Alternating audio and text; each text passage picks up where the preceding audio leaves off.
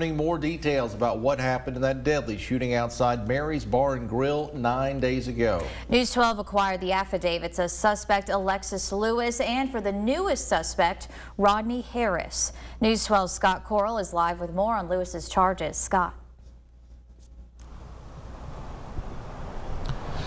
Yeah, Lewis is the only suspect arrested by CPD. He's also the only suspect charged with criminal homicide in this case. And the affidavit paints a clearer picture as to why both of those happened.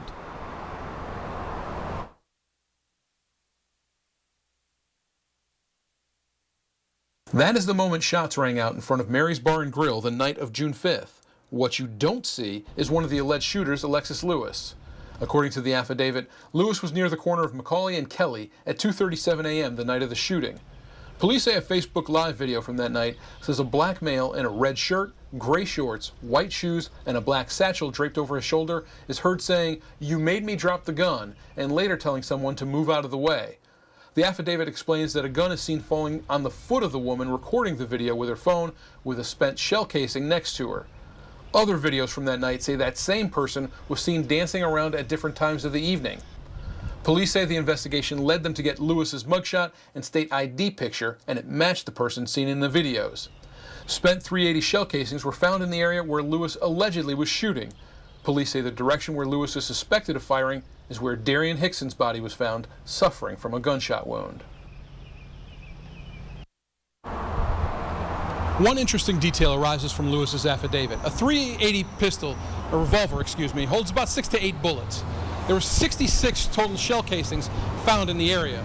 Now, part of that may be attributed to the AR-15 held by the newest suspect in the case, Alexis Lewis, Rodney Harris. And for that, I bring in News 12's Chris Guin with more of what happened in that affidavit. Well, that's right, Scott. A man by the name of Rodney Harris, also known as Third, is the third arrest in connection to this shooting. He's been arrested for felony possession of a firearm. That firearm is an AR-15 pistol with a shoulder stock attached, and it was found at the scene. According to an affidavit from the ATF, Rodney Harris was one of 3 men who arrived at the Walgreens across from Mary's Bar and Grill before the shooting.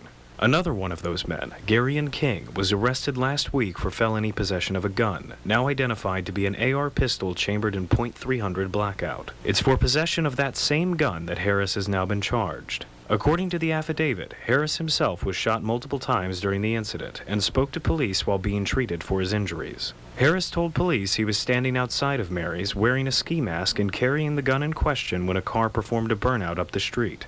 At that moment, he was shot multiple times.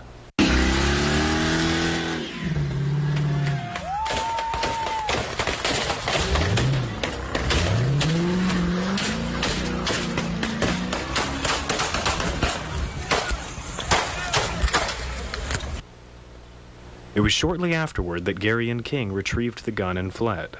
Despite Harris's claim that he doesn't remember firing the weapon, police recovered 12 spent blackout rounds, but that only accounts for a fraction of the 66 bullets fired that night.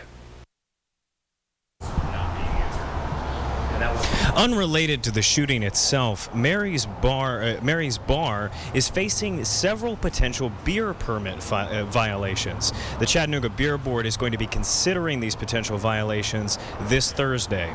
Live at the Chattanooga Police Department, Chris Guin, News 12 Now.